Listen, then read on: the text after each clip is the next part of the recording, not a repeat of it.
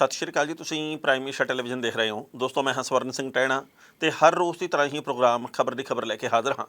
पहली वड्डी खबर के वाल जाण तो पहला हर रोज़ की तरह ही मौसम की हालबयानी। लंघे कल पंजाब दे विच धुप्प सी, पर क्योंकि पिछले 24 घंटे दे विच पंजाब दे कुछ हिस्सों के मींह पिया, कई थावां ते भरवां पै गया, कई थावां उत्ते दरमियानियां कड़ियां पईयां, कई थावां ते छिड़का चंबा जे होया। पर उहदे नाल पंजाब दे मौसम दे विच थोड़ी जी तब्दीली आई आ। वक्ती तौर दे उत्ते टैंपरेचर तापमान थोड़ा जिहा थल्ले वल नूं आया। 4 ਤੋਂ ਲੈ ਕੇ 5 ਡਿਗਰੀਆਂ तक तापमान के उत्ते फर्क पिया। हालांकि मौसम विभाग के वालों ये गल कही गई है कि आउंदे 48 घंटे दे विच पंजाब दे विच धुप्प ने फिर तिखी निकलना, पंजाब दे विच गर्मी ने फिर जोर फड़ना। तो ये वक्ती तौर के उत्ते राहत सी जिहड़ी कि मिली है। झक्खड़ झुल्ला भी आया, मींह भी पिया तो बदलवाई जी भी रही है। पर हुण आउंदे 48 घंटे दे विच इहो जिहा कुछ भी देखण नूं नहीं मिलना। जिहड़ी पहली वड्डी खबर है वो हैगी है संगरूर की जिमनी चोण नाल संबंधित। संगरूर की जिमनी चोण तो आम आदमी पार्टी का उम्मीदवार कौन हो, ये बाबत कई तरह के ख्याफे लग रहे हैं। पर इस तो पहला एक होर जानकारी जिहड़ी कि दुख वाली है वो साझी करनी बनती है, जिहदे लई असीं सारे जिम्मेवार आ। उहदा कारण यह है कि रितक जिहड़ा कि 6 साल का बच्चा सी, वो बेशक साडे कोलों बोरवैल दे विच डिग्गण करके रुखसत हो गया, पर उहदा कातल कौन आ? उहदे कातल असीं सारे आ। उहदा कातल कोई एक नहीं, उहदा कातल प्रशासन भी है, उहदी कातल सरकार भी है, उहदे कातल असीं भी आ। असीं किवें कातल आ? उहदे सब तो पहली गल ये आ, असीं तां करके कातल आ क्योंकि असीं बोरवैल नूं नंगा छड्ड दिंदे आ। असीं ये सोचते ही नहीं, सानूं इन्नी कदे समझ नहीं आई कि फतेहवीर तो बाद कोई रितक भी हो सकता, तो रितक तो बाद अगला नंबर पता नहीं किहदा लगना। असीं इन्नी अणगहली वरतदे आ भी आपदा कम सूत हो जाए, बाकी भावें सारा जहान ढट्ठे खूह दे विच पवे, असीं ऐं ही रुख साड़ दिंदे आ, असीं ऐं ही बच्चों की जान लै लैंदे आ, असीं ऐं ही झुग्गी झोंपड़ियां दे विच सुत्तिआं नूं भी अग ला दिंदे आ जां साडे कोलों अग लग जांदी है। सो दुख हुंदा इन्हां गल्लां दे उत्ते। पर जेकर कोई गल बंदा खुल के बोले तो फिर कईआं नूं ये गल पसंद नहीं आउंदी। हुण इस बच्चे दा कसूर की सी कि ये गल ठीक है भी भाई असीं बोरवैल कर रहे हैं, उहदे उत्ते असीं एक बोरी रखती मतलब उहनूं ढक के रखता। जे असीं इत्थे बोरवैल किते भी करदे आ, कोई टूआ पटदे आ, उहनूं ढकना, उहदी निगरानी करना उस बंदे की जिम्मेवारी है जिहड़ा ये सारा कुछ कर रहा आपदे फायदे वास्ते, आपदे काम दे वास्ते, आपदी लोड़ दे वास्ते। पर जेकर असीं आपदी लोड़ दे लई, आपदे फायदे वास्ते किसी की जिंदगी नूं दाਅ ते लाउने आ, किसी नूं मार दिंने आ, तो फिर उहदे उत्ते सख्त तो सख्त परचा दर्ज होना चाहिए। दूजी गल इहदे विच इह है कि रितक जाण तो बाद किसी होर दा नंबर ना लगे, कुत्तिआं दे वड्ढण दे करके जां बोरवैलां विच डिग्गण दे करके, इहदे वास्ते सरकार नूं कुछ ना कुछ सोचना चाहिए। पंजाब दे विच कोई एक हफ्ता इहो जिहा नहीं हुंदा जदों कुत्तिआं दी खुराक बच्चे नहीं बनते, जां बजुर्ग नहीं बनते, जां अवारा पशु नहीं बनते। किन्ने बच्चों की हुण तक जिंदगी गई है, किन्ने बच्चों नूं मीट समझ के कुत्ते खा गए आ। ये रितक भी बच सकदा सी जेकर उहदे पिछे अवारा कुत्ते ना पैंदे। अवारा कुत्ते जेकर होण ही ना, सरकारां कोई प्रबंध करन, तो फिर इस बच्चे की जिंदगी बचदी। वो दौड़दा ना, जे वो दौड़दा ना तो बोरवैल दे कोले ना जांदा, बोरवैल दे कोले ना जांदा, वो विच ना डिगदा, तो जेकर विच ना डिगदा उहदी जिंदगी बच जानी सी। इस करके प्रशासन भी कसूरवार आ, असीं भी आप कसूरवार आ। साडे हुण तक ना नहीं जुड़े, हो सकता भी किसी ने इस तो पहलां भी बोरवैल बहुत सारे कीते लोगों ने, हुण भी नंगे पए होने कई बोरवैल, पर क्योंकि उन्हां दे विच कुछ डिग्गिया नहीं, उहदे विच कोई व्यक्ति नहीं डिग्गिया, उहदे च कोई बच्चा नहीं डिग्गिया, जिहदे करके साडा नां नहीं लग्या। पर आपां घੱਟ ਵੱਧ सारे जिम्मेवार तो इहो ਜਿਹੇ आ, आपां किन्नी कुछ जिम्मेवारी का पालन करते हैं। हुण बेशक सरकार दे वल्लों 2 ਲੱਖ रुपया पीड़ित परिवार नूं देण दा ऐलान किया गया, पर कदे पीड़ित परिवार की विथਿਆ सुन के देखो, उन्हां दीआं भुब्बां की कहणगीਆਂ, उन्हां दीआं अखां दे विचों किरदे होए अथरू की कहंदे आ। हालांकि बहुत मेहनत की गई, 8 घंटे मेहनत की गई उन्होंने बाहर कढ़ण दे लई। जदों तक कढ़िया डॉक्टरां ने कहा जी कि 1 घंटा हो गया इस बच्चे नूं मुक्के होए। पर उस प्रवासी परिवार की, उस मजदूर परिवार की कहानी जेकर असीं सुणदे आ ना, गच भर आउंदा। वो कहने भी असीं कदे क्यास ही नहीं सी कीता कि इउं भी हो सकदा, जे कुत्ते ना हुंदे साडा बच्चा बच जाना सी। जे किते इस बोरवैल नूं ढक्किया हुंदा साडा बच्चा अज साडे विच हुंदा। कसूर की आ बच्चों का?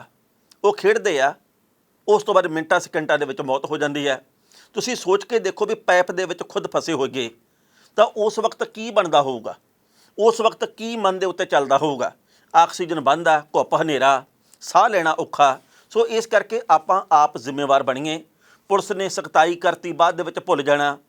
सरकार ने कहना बोरवैल ढक के रखो, बाद दे विच इह भी गल गई हो जानी आ, आई गई हो जानी है। पर आपां कित्थे जे खड़े आ, आपां किन्ने क जिम्मेवार आ? कि असीं कातल नहीं, कि साडे करके अज तक कोई मरिया नहीं? इहदा स्वै चिंतन करके देखिए, आप जिम्मेवार बणीए, फिर कुछ ना कुछ होना। जिहड़ी पहली वड्डी खबर जिवें असीं मुੱਢ ਦੇ ਵਿੱਚ ਕਿਹਾ संगरूर वाली, ਉਹਦੇ ਵਿੱਚ ਕਦੇ ਖਬਰ ਆਉਂਦੀ ਹੈ ਜੀ ਕਿ ਭਗਵੰਤ ਸਿੰਘ ਮਾਨ ਦੀ ਸਤਿਕਾਰਯੋਗ ਭੈਣ ਜੀ ਮਨਪ੍ਰੀਤ ਕੌਰ ਇਹ ਜ਼ਿਮਨੀ ਚੋਣ ਲੜ ਸਕਦੇ ਆ। ਕਦੇ ਖਬਰ ਇਹ ਆਉਂਦੀ ਆ ਕਿ ਜਿਹੜੇ ਸੰਗਰੂਰ ਤੋਂ ਐਸਐਸਪੀ ਨੇ ਸਿੱਧੂ ਸਾਹਿਬ ਉਹ ਚੋਣ ਲੜ ਸਕਦੇ ਆ। ਤੇ ਹੁਣ ਜਦੋਂ ਸੰਗਰੂਰ ਦੇ ਵਿੱਚ ਨਸ਼ਿਆਂ ਦੇ ਖਿਲਾਫ ਸਾਈਕਲ ਰੈਲੀ ਕੱਢੀ ਗਈ ਆ ਤੇ ਉਸ ਤੋਂ ਬਾਅਦ ਬਹੁਤ ਵੱਡੇ ਸਵਾਲ ਖੜੇ ਹੋ ਗਏ। ਵਿਰੋਧੀ ਪਾਰਟੀਆਂ ਨੇ ਮੁੱਦਾ ਬਣਾਇਆ। ਬਰਿੰਦਰ ਸਿੰਘ ਢਿੱਲੋਂ ਜਿਹੜੇ ਕਿ ਯੂਥ ਕਾਂਗਰਸ ਦੇ ਪ੍ਰਧਾਨ ਆ, ਉਹਨਾਂ ਨੇ ਕਿਹਾ ਜੀ ਕਿ ਜਿਸ ਤਰੀਕੇ ਦੇ ਨਾਲ ਸਿੱਧੂ ਸਾਹਿਬ ਨਾਅਰੇ ਲਾ ਰਹੇ ਆ, ਭਗਵੰਤ ਮਾਨ ਦੀ ਜੈ ਜੈਕਾਰ ਕਰ ਰਹੇ ਨੇ, ਜ਼ਿੰਦਾਬਾਦ ਦੇ ਨਾਅਰੇ ਲੱਗ ਰਹੇ ਨੇ, ਇਹਦਾ ਮਤਲਬ ਇੱਕੋ ਹੀ ਹੈ ਜੀ ਕਿ ਉਹ ਜ਼ਿਮਨੀ ਚੋਣ ਦੇ ਵਿੱਚ ਉਮੀਦਵਾਰ ਹੋਣਗੇ। ਇਸ ਤੋਂ ਪਹਿਲਾਂ ਵੀ ਐਸਐਸਪੀ ਸਾਹਿਬ ਦੇ ਬਾਰੇ ਕਈ ਵਾਰ ਚਰਚਾ ਛਿੜੀ ਸੋਸ਼ਲ ਮੀਡੀਆ ਦੇ ਉੱਤੇ। ਕਈ ਵਾਰ ਭਗਵੰਤ ਮਾਨ ਦੇ ਸਤਿਕਾਰਯੋਗ ਭੈਣ ਜੀ ਦੇ ਬਾਰੇ ਵੀ ਚਰਚਾ ਚੱਲੀ, ਕਦੇ ਕਦੇ ਚਰਚਾ ਕਰਮਜੀਤ ਅਨਮੋਲ ਦੇ ਬਾਰੇ ਵੀ ਚੱਲੀ, ਕਦੇ ਚਰਚਾ ਕਿਸੇ ਚਿਹਰੇ ਬਾਰੇ ਚੱਲੀ, ਕਦੇ ਚਰਚਾ ਕਿਸੇ ਚਿਹਰੇ ਬਾਰੇ ਚੱਲੀ। ਪਰ ਹਾਲੇ ਤੱਕ ਗੱਲ ਕਲੀਅਰ ਨਹੀਂ ਹੋਈ ਵੀ ਕੌਣ ਇੱਥੋਂ ਆਮ ਆਦਮੀ ਪਾਰਟੀ ਦਾ ਉਮੀਦਵਾਰ ਹੋਊ, ਕੌਣ ਬੀਜੇਪੀ ਦੇ ਵੱਲੋਂ ਹੋਊ, ਕੌਣ ਅਕਾਲੀ ਦਲ ਦੇ ਵੱਲੋਂ ਹੋਊ ਤੇ ਕੌਣ ਕਾਂਗਰਸ ਦੇ ਵੱਲੋਂ ਹੋਊ ਤੇ ਕੌਣ ਕਿਸੇ ਹੋਰ ਪਾਰਟੀ ਦੇ ਵੱਲੋਂ। ਪਰ ਇਹ ਗੱਲ ਜ਼ਰੂਰ ਹੈ ਵੀ ਇਹ ਮੁਕਾਬਲਾ ਗਹਿ ਗੱਚ ਹੋਊਗਾ। ਇੱਜ਼ਤ ਮਾਣ ਸਨਮਾਨ ਆਪਣੀ ਪਾਰਟੀ ਦਾ ਬਚਾਈ ਰੱਖਣ ਦੇ ਲਈ ਸਾਰੀਆਂ ਸਿਆਸੀ ਧਿਰਾਂ ਨੇ ਜ਼ੋਰ ਲਾਉਣਾ। ਇਸ ਸੀਟ ਨੂੰ ਜਿੱਤਣ ਤੋਂ ਬਾਅਦ ਇਹ ਗੱਲ ਤੈਅ ਹੋ ਜੂਗੀ ਵੀ ਭਾਈ ਪੰਜਾਬ ਦੇ ਵਿੱਚ ਆਉਂਦੇ ਕਈ ਵਰਿਆਂ ਤੱਕ ਕਿਹਦਾ ਦਬਦਬਾ ਰਹਿਣਾ। ਹਾਲਾਂਕਿ ਅਸੀਂ ਇਹ ਚਾਹੁੰਦੇ ਹਾਂ ਵੀ ਚੰਗਿਆਂ ਨੂੰ ਹੀ ਲੋਕ ਵੋਟ ਪਾਉਣ, ਜਿਹੜੀ ਵੀ ਪਾਰਟੀ ਦਾ ਚੰਗਾ ਵਿਅਕਤੀ ਲੱਗਦਾ ਉਹਨੂੰ ਪਾਉਣ। ਅਧਿਕਾਰਤ ਤੌਰ ਦੇ ਉੱਤੇ ਹਾਲੇ ਇਸ ਜ਼ਿਮਨੀ ਚੋਣ ਦਾ ਐਲਾਨ ਨਹੀਂ ਹੋਇਆ, ਪਰ ਸਿਆਸੀ ਲੋਕ ਆ ਜਿਹੜੇ ਉਹ ਲਗਾਤਾਰ ਅੰਦਰ ਖਾਤੇ ਗੋਟੀਆਂ ਫਿੱਟ ਕਰ ਰਹੇ ਆ। ਸਿਆਸੀ ਲੋਕਾਂ ਦੀ ਪੂਰੀ ਕੋਸ਼ਿਸ਼ ਆ ਵੀ ਇਹ ਸੀਟ ਅਸੀਂ ਕਬਜ਼ਾ ਦੇ ਵਿੱਚ ਲੈ ਲਈਏ। ਸਿਆਸੀ ਲੋਕਾਂ ਦੀ ਪੂਰੀ ਕੋਸ਼ਿਸ਼ ਆ ਵੀ ਅਸੀਂ ਇੱਥੋਂ ਹੀ ਉਮੀਦਵਾਰ ਬਣੀਏ। ਪਹਿਲਾਂ ਇਸ ਰਿਪੋਰਟ ਦਾ ਵੇਰਵਾ ਤੇ ਫਿਰ ਕਰਾਂਗੇ ਟਿੱਪਣੀ। ਸੰਗਰੂਰ ਦੇ ਵਿੱਚ ਤਾਇਨਾਤ ਐਸਐਸਪੀ ਮਨਦੀਪ ਸਿੰਘ ਸਿੱਧੂ ਨੇ ਮੁੱਖ ਮੰਤਰੀ ਭਗਵੰਤ ਮਾਨ ਜ਼ਿੰਦਾਬਾਦ ਦੇ ਨਾਅਰੇ ਲਾਏ ਨੇ। ਇਹ ਨਾਅਰੇ ਸੰਗਰੂਰ ਦੇ ਵਿੱਚ ਸਾਈਕਲ ਰੈਲੀ ਵਾਲੇ ਦਿਨ ਲਾਏ ਗਏ ਨੇ, ਜਿਹਦੇ ਵਿੱਚ ਭਗਵੰਤ ਮਾਨ ਮੁੱਖ ਮਹਿਮਾਨ ਬਣ ਕੇ ਵੀ ਪਹੁੰਚੇ ਹੋਏ ਸਨ। ਐਸਐਸਪੀ ਨੇ ਜੰਮ ਕੇ ਮਾਨ ਸਾਹਿਬ ਦੀਆਂ ਤਾਰੀਫਾਂ ਦੇ ਪੁਲ ਬੰਨੇ। ਹਾਲਾਂਕਿ ਇਸ ਗੱਲ ਦੇ ਉੱਤੇ ਹੁਣ ਵਿਰੋਧੀ ਹਮਲਾਵਰ ਹੋ ਗਏ ਨੇ। ਕਾਂਗਰਸ ਨੇ ਕਿਹਾ ਕਿ ਮਨਦੀਪ ਸਿੱਧੂ ਸੰਗਰੂਰ ਤੋਂ ਆਮ ਆਦਮੀ ਪਾਰਟੀ ਦੇ ਉਮੀਦਵਾਰ ਨੇ। ਉਹ ਆਪਣੀ ਪਹਿਲੀ ਇਲੈਕਸ਼ਨ ਰੈਲੀ ਨੂੰ ਸੰਬੋਧਨ ਕਰ ਰਹੇ ਸਨ। ਸੰਗਰੂਰ ਸੀਟ ਤੋਂ ਭਗਵੰਤ ਮਾਨ ਲਗਾਤਾਰ 2 ਵਾਰ ਸੰਸਦ ਮੈਂਬਰ ਬਣੇ। ਹਾਲਾਂਕਿ ਦੂਜੀ ਵਾਰ ਵਿੱਚ ਵਿਧਾਇਕ ਚੁਣੇ ਜਾਣ ਤੇ ਪਾਰਟੀ ਨੂੰ ਬਹੁਮਤ ਮਿਲਣ ਤੋਂ ਬਾਅਦ ਉਹਨਾਂ ਨੇ ਆਪਣੇ ਅਹੁਦੇ ਤੋਂ ਅਸਤੀਫਾ ਦਿੱਤਾ। ਇਸ ਕਰਕੇ ਇਸ ਸੀਟ ਦੇ ਉੱਤੇ ਹੁਣ ਜ਼ਿਮਨੀ ਚੋਣ ਹੋਣੀ ਹੈ। ਐਸਐਸਪੀ ਸਾਹਿਬ ਨੇ ਪਹਿਲਾਂ ਪੰਜਾਬ ਪੁਲਿਸ ਦੀ ਜੈ ਦੇ ਨਾਅਰੇ ਲਵਾਏ।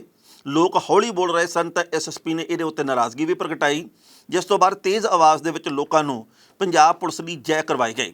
ਇਸ ਤੋਂ ਬਾਅਦ ਉਹਨਾਂ ਨੇ ਭਗਵੰਤ ਸਿੰਘ ਮਾਨ ਦੀ ਜੈ ਦੇ ਵੀ ਨਾਅਰੇ ਲਵਾਏ ਨੇ। ਇਸ ਗੱਲ ਦੇ ਉੱਤੇ ਯੂਥ ਕਾਂਗਰਸ ਦੇ ਪ੍ਰਧਾਨ ਬਰਿੰਦਰ ਸਿੰਘ ਢਿੱਲੋਂ ਨੇ ਕਿਹਾ ਕਿ ਐਸਐਸਪੀ ਸਾਹਿਬ ਕਨਫਿਊਜ਼ਡ ਨੇ।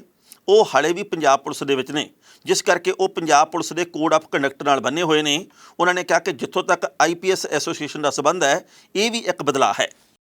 ਇਸ ਖਬਰ ਦੇ ਉੱਤੇ ਟਿੱਪਣੀ ਕਰਦਾ ਦੋਸਤੋ, ਪਹਿਲੀ ਗੱਲ ਤਾਂ ਅਸੀਂ ਕਹਾਂਗੇ ਮੀਡੀਆ ਦੇ ਵਿੱਚ ਕਈ ਤਰ੍ਹਾਂ ਦੀਆਂ ਖਬਰਾਂ ਆ ਰਹੀਆਂ, ਉਹਨਾਂ ਦੇ ਵਿੱਚੋਂ ਕਿੰਨੀਆਂ ਕੁ ਸਹੀ ਆ ਕਿੰਨੀਆਂ ਕੁ ਗਲਤ ਆ, ਇਹਦੇ ਬਾਬਤ ਵਕਤ ਨੇ ਸਾਰਾ ਕੁਝ ਬਿਆਨ ਕਰਨਾ। ਪਰ ਇਹ ਗੱਲ ਜ਼ਰੂਰ ਆ ਕਿ ਸੰਗਰੂਰ ਵਾਲੀ ਜਿਹੜੀ ਸੀਟ ਆ ਉਹ ਸਾਰੀਆਂ ਪਾਰਟੀਆਂ ਦੇ ਸਿਆਸੀ ਮਾਣ ਸਨਮਾਨ ਦੀ ਪ੍ਰਤੀਕ ਬਣ ਜਾਣੀ ਆ। ਉਸ ਤੋਂ ਬਾਅਦ 4 ਜਿਹੜੀਆਂ ਪੰਜਾਬ ਦੇ ਵਿੱਚ ਨਗਰ ਕੌਂਸਲ ਦੀਆਂ ਚੋਣਾਂ ਹੋਣੀਆਂ, 4 ਨਗਰ ਕੌਂਸਲਾਂ ਦੀਆਂ, ਉਹਦੇ ਵਿੱਚ ਵੀ ਇੱਜ਼ਤ ਬਹੁਤਾਂ ਦੀ ਦਾਅ ਦੇ ਉੱਤੇ ਲੱਗਣੀ ਆ। ਸੰਗਰੂਰ ਦੇ ਵਿੱਚ ਆਮ ਆਦਮੀ ਪਾਰਟੀ ਦੀ ਬੱਲੇ ਬੱਲੇ। ਸੰਗਰੂਰ ਤੋਂ ਭਗਵੰਤ ਮਾਨ ਸੰਸਦ ਮੈਂਬਰ ਦੂਜੀ ਵਾਰ ਬਣੇ। 2019 ਦੇ ਵਿੱਚ ਜਦੋਂ ਭਾਰਤ ਦੇ ਵਿੱਚ ਕਿਤੋਂ ਹੋਰ ਖਾਤਾ ਹੀ ਨਹੀਂ ਖੁੱਲਿਆ, ਸਿਰਫ ਇੱਕ ਸੀਟ ਆਈ ਭਾਰਤ ਦੇ ਵਿੱਚੋਂ ਤੇ ਉਹ ਆਈ ਸੰਗਰੂਰ ਦੀ ਭਗਵੰਤ ਮਾਨ ਦੇ ਰੂਪ ਦੇ ਵਿੱਚ। ਇਸ ਕਰਕੇ ਆਮ ਆਦਮੀ ਪਾਰਟੀ ਨੂੰ ਬੇਹੱਦ ਉਮੀਦਾਂ ਕਿ ਇਹ ਸੀਟ ਸਾਡੇ ਕੋਲ ਹੀ ਰਹੂ। ਜੇ ਆਮ ਆਦਮੀ ਪਾਰਟੀ ਦੀ ਸਰਕਾਰ ਨਾ ਬਣਦੀ ਤੇ ਭਗਵੰਤ ਮਾਨ ਹੋਰੀ ਸੰਸਦ ਦੇ ਵਿੱਚ ਹੀ ਰਹਿਣੇ ਸੀ। ਉਹ ਹੁਣ ਕਿਉਂਕਿ ਮੁੱਖ ਮੰਤਰੀ ਇਸ ਕਰਕੇ ਸੀਟ ਖਾਲੀ ਹੋਈ ਆ। ਪਿਛਲੇ ਦਿਨੀ ਭਗਵੰਤ ਮਾਨ ਦੇ ਸਤਿਕਾਰਯੋਗ ਭੈਣ ਜੀ, ਭੈਣਾਂ ਸਭ ਦੀਆਂ ਸਾਂਝੀਆਂ, ਸਾਰੀਆਂ ਭੈਣਾਂ ਸਤਿਕਾਰਯੋਗ ਆ। ਉਹਨਾਂ ਦੇ ਭੈਣ ਜੀ ਮਨਪ੍ਰੀਤ ਕੌਰ ਦੇ ਵੱਲੋਂ ਮੀਡੀਆ ਨੂੰ ਇਹ ਗੱਲ ਕਹੀ ਗਈ ਹੈ ਕਿ ਪਾਰਟੀ ਨੇ ਜੋ ਫੈਸਲਾ ਕੀਤਾ ਉਹ ਸਿਰ ਮੱਥੇ ਆ। ਲੋਕਾਂ ਦੀ ਜੋ ਮੰਗ ਹੋਊਗੀ ਉਹਦੇ ਮੁਤਾਬਕ ਸਾਰਾ ਕੁਝ ਹੋਊਗਾ। ਮਤਲਬ ਇਹ ਆ ਕਿ ਆਉਂਦੇ ਸਮੇਂ ਦੇ ਵਿੱਚ ਕੁਝ ਵੀ ਹੋ ਸਕਦਾ।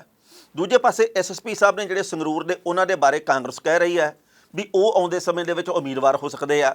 ਉਮੀਦਵਾਰ ਹੋਣਾ ਕੋਈ ਮਾੜੀ ਗੱਲ ਨਹੀਂ, ਉਮੀਦਵਾਰ ਕਿਸੇ ਨਾ ਕਿਸੇ ਨੇ ਤਾਂ ਹੋਣਾ ਹੀ ਆ। ਪਰ ਗੱਲ ਇਹ ਆ ਵੀ ਸਿਆਸੀ ਲੋਕਾਂ ਦੇ ਵੱਲੋਂ ਇੱਕ ਦੂਜੇ ਦੇ ਉੱਤੇ ਜਿਵੇਂ ਨਿਸ਼ਾਨੇ ਵਿੰਨੇ ਜਾ ਰਹੇ ਆ, ਸਵਾਲ ਇੱਥੇ ਆ ਕੇ ਖੜਦਾ। ਇੱਕ ਹੋਰ ਗੱਲ ਦੱਸਣੀ ਬਣਦੀ ਆ, ਲੰਘੇ ਦਿਨੀ ਸੁਨੀਲ ਜਾਖੜ ਦੇ ਜਿਹੜੇ ਉਹ ਜਾ ਕੇ ਅਮਿਤ ਸ਼ਾਹ ਹੋਰਾਂ ਨੂੰ ਮਿਲੇ ਆ। ਨਾਲ ਉਹਨਾਂ ਦੇ ਮਨਜਿੰਦਰ ਸਿੰਘ ਸਰਸਾ ਤੇ ਅਰਵਿੰਦ ਖੰਨਾ ਵੀ ਸੀ। ਮੰਨਿਆ ਇਹ ਜਾ ਰਿਹਾ ਜੀ ਕਿ ਸੁਨੀਲ ਜਾਖੜ ਹੋਰਾਂ ਨੂੰ ਰਾਜ ਸਭਾ ਦਾ ਮੈਂਬਰ ਬਣਾਇਆ ਜਾਣਾ ਤੇ ਅਰਵਿੰਦ ਖੰਨਾ ਮੰਨਿਆ ਜਾ ਰਿਹਾ ਜੀ ਕਿ ਸੰਗਰੂਰ ਦੀ ਜ਼ਿਮਨੀ ਚੋਣ ਦੇ ਵਿੱਚ ਬੀਜੇਪੀ ਦੇ ਉਮੀਦਵਾਰ ਹੋਣਗੇ।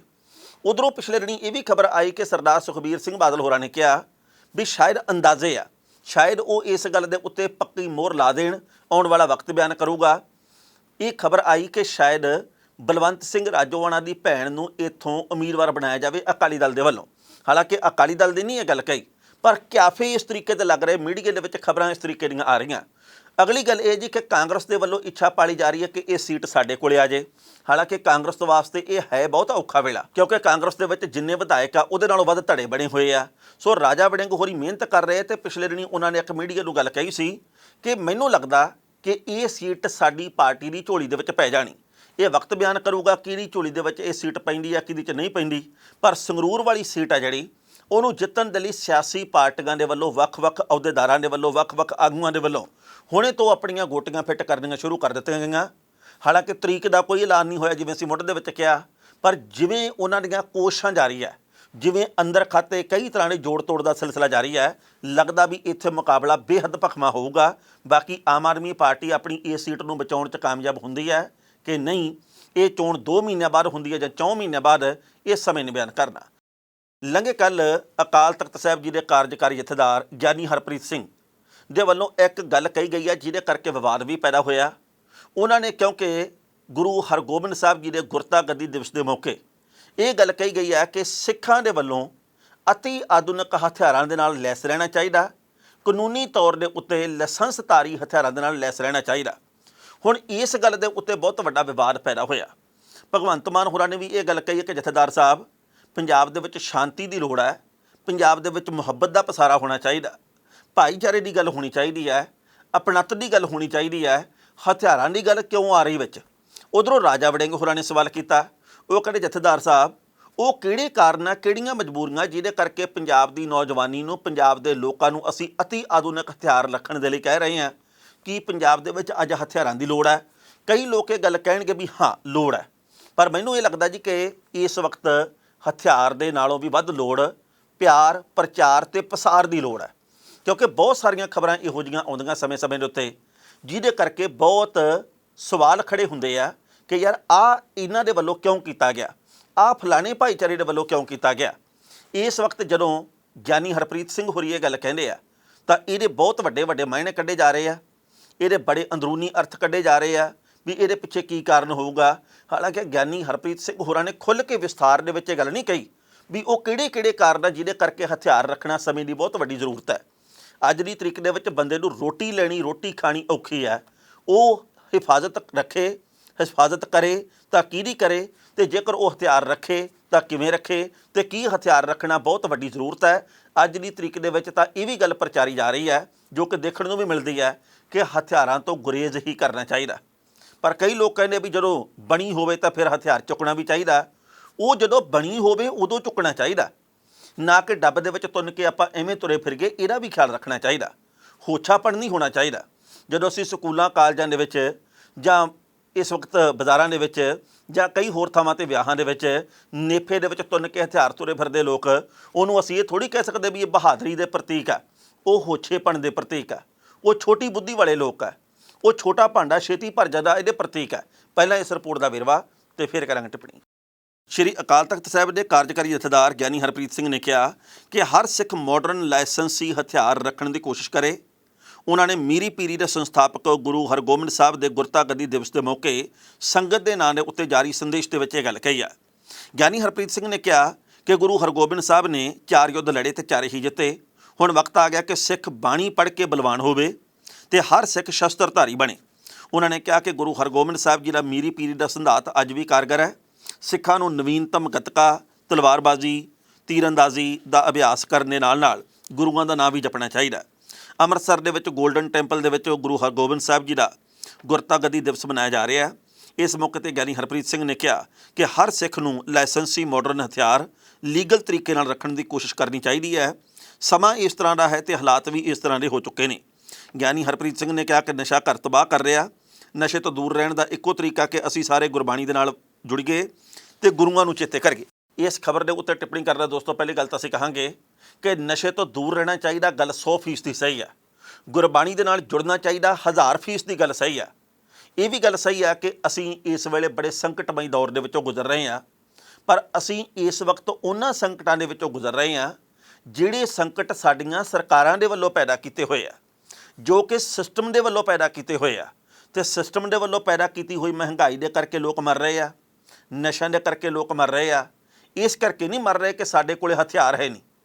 ਹਥਿਆਰ ਪੰਜਾਬ ਦੇ ਵਿੱਚ ਪੰਜਾਬ ਦੀ ਪੁਲਿਸ ਨਾਲੋਂ ਵੱਧ ਪਹਿਲਾਂ ਹੀ ਹੈਗੇ ਆ। ਹਾਲਾਂਕਿ ਕਿਸੇ ਨੂੰ ਇਹ ਗੱਲ ਕੌੜੀ ਲੱਗੂਗੀ, ਅੱਜ ਜਿਸ ਤਰੀਕੇ ਦੇ ਹਾਲਾਤ ਪੰਜਾਬ ਦੇ ਵਿੱਚ ਅਸੀਂ ਹਥਿਆਰਾਂ ਦੇ ਰੂਪ ਦੇ ਵਿੱਚ ਦੇਖਦੇ ਹਾਂ, ਕਦੇ ਕਦੇ ਚਿੰਤਾ ਵਾਲੀ ਗੱਲ ਸਾਹਮਣੇ ਆਉਂਦੀ ਆ ਕਿ ਉੱਥੇ ਗੋਲੀ ਚੱਲ ਗਈ ਉਹਨੂੰ ਮਾਰਤਾ, ਇੱਥੇ ਗੋਲੀ ਚੱਲ ਗਈ ਇਹਨੂੰ ਮਾਰਤਾ। ਸੈਲਫ ਡਿਫੈਂਸ ਦੀ ਖਾਤਰ ਰੱਖਿਆ ਗਿਆ ਹਥਿਆਰ ਹੋਰ ਰੂਪ ਦੀ ਗੱਲ ਹੈ, ਤੇ ਹੋਸ਼ੇਪਣ ਦੇ ਵਿੱਚ ਚਲਾਇਆ ਗਿਆ ਹਥਿਆਰ ਹੋਰ ਰੂਪ ਦੀ ਗੱਲ ਹੈ। ਸੋ ਗਿਆਨੀ ਹਰਪ੍ਰੀਤ ਸਿੰਘ ਹੋਰਾਂ ਨੂੰ ਸਵਾਲ ਕੀਤੇ ਵੱਖ-ਵੱਖ ਰਾਜਨੀਤਿਕ ਲੋਕਾਂ ਨੇ, ਭਾਈ ਉਹ ਕਿਹੜੇ ਕਾਰਨ ਆ ਜਿਹਦੇ ਕਰਕੇ ਇੱਦਾਂ ਦਾ ਤੁਸੀਂ ਬਿਆਨ ਦਿੱਤਾ, ਉਹ ਕਿਹੜੇ ਕਾਰਨ ਆ ਜਿਹਦੇ ਕਰਕੇ ਇਹ ਹਥਿਆਰ ਰੱਖਣੇ ਹੀ ਚਾਹੀਦੇ ਆ। ਗੁਰੂ ਸਾਹਿਬਾਨ ਨੇ ਤਾਂ ਹੋਰ ਵੀ ਬਹੁਤ ਸਾਰੀਆਂ ਗੱਲਾਂ ਸਾਨੂੰ ਸਮਝਾਈਆਂ। ਗੁਰੂ ਸਾਹਿਬਾਨ ਨੇ ਸਾਨੂੰ ਹੋਰ ਵੀ ਬਹੁਤ ਗੱਲਾਂ ਦੱਸੀਆਂ ਕਿ ਇਸ ਲੀਹ ਦੇ ਉੱਤੇ, ਇਸ ਪੈਂਡੇ ਦੇ ਉੱਤੇ ਤੁਰਨਾ, ਅਸੀਂ ਉਹਦੇ ਉੱਤੇ ਕਿਉਂ ਨਹੀਂ ਤੁਰਦੇ। ਅਸੀਂ ਇੱਕ ਗੱਲ ਦੀ ਗੱਲ ਕਰਦੇ ਹਾਂ, ਬਾਕੀ ਗੱਲਾਂ ਦੇ ਉੱਤੇ ਵੀ ਅਮਲ ਕਰਨਾ ਚਾਹੀਦਾ। ਉਹਨਾਂ ਗੱਲਾਂ ਦੇ ਉੱਤੇ ਅਮਲ ਕਰਕੇ, ਉਹਨਾਂ ਸਿੱਖਿਆਵਾਂ ਦੇ ਉੱਤੇ ਅਮਲ ਕਰਕੇ ਆਪਣਾ ਜੀਵਨ ਸਫਲਾ ਬਣਾਉਣਾ ਚਾਹੀਦਾ। ਸੋ ਗਿਆਨੀ ਹਰਪ੍ਰੀਤ ਸਿੰਘ ਹੋਰੀ ਇਸ ਮਾਮਲੇ ਦੇ ਉੱਤੇ ਆਉਂਦੇ ਦਿਨਾਂ ਦੇ ਵਿੱਚ ਕੀ ਉੱਤਰ ਦਿੰਦੇ ਆ, ਇਹ ਵਕਤ ਦੱਸੂਗਾ। ਪਰ ਇਸ ਵਕਤ ਵੱਖ-ਵੱਖ ਸ਼ਰੀਕੇ ਭਾਈਚਾਰੇ ਦੀਆਂ ਪਾਰਟੀਆਂ ਦੇ ਵੱਲੋਂ, ਵੱਖ-ਵੱਖ ਰਾਜਨੀਤਿਕ ਆਗੂਆਂ ਦੇ ਵੱਲੋਂ ਉਹਨਾਂ ਦੇ ਇਸ ਬਿਆਨ ਦੇ ਉੱਤੇ ਆਪਣੀ ਟਿੱਪਣੀ ਜ਼ਰੂਰ ਦਰਜ ਕਰਵਾਈ ਗਈ ਹੈ।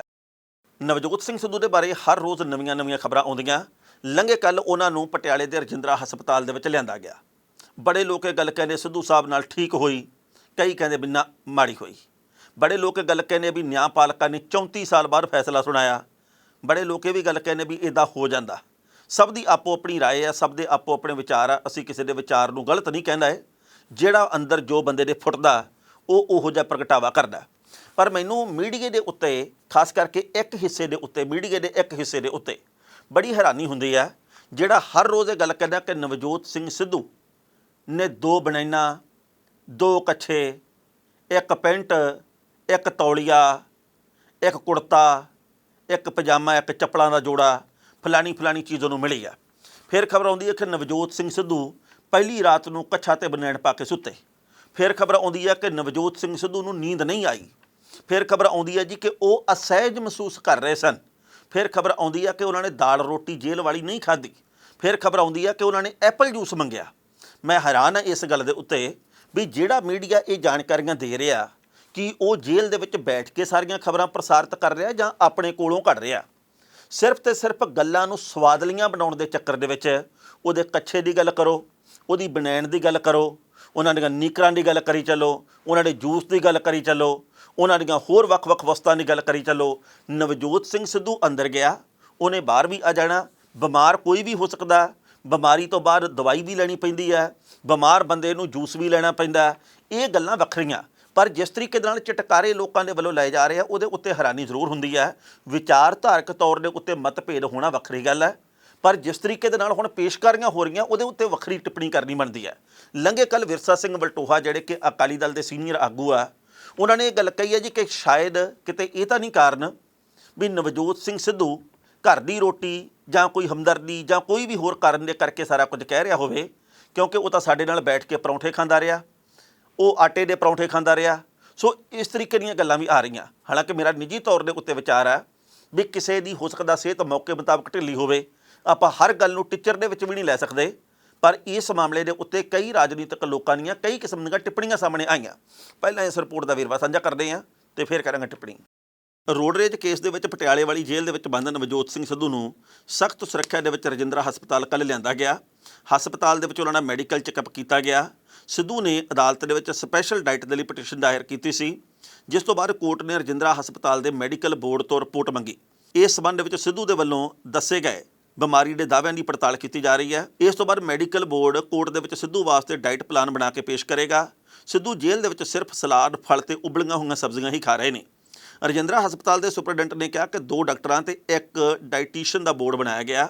ਸਿੱਧੂ ਦੇ ਬਲੱਡ ਤੇ ਯੂਰਨ ਦੇ ਕੁਝ ਟੈਸਟ ਕਰਵਾਏ ਗਏ ਨੇ। ਇਲਾਜ ਦੇ ਰਿਕਾਰਡ ਦੀ ਵੀ ਪੜਤਾਲ ਕੀਤੀ ਜਾ ਰਹੀ ਹੈ। ਸਿੱਧੂ ਜੇਲ੍ਹ ਦੀ ਦਾਲ ਰੋਟੀ ਨਹੀਂ ਖਾ ਰਹੇ। ਉਹਨਾਂ ਦਾ ਤਰਕ ਹੈ ਕਿ ਉਹਨਾਂ ਨੂੰ ਕਣਕ ਤੋਂ ਐਲਰਜੀ ਹੈ, ਇਸ ਕਰਕੇ ਰੋਟੀ ਨਹੀਂ ਖਾ ਸਕਦੇ।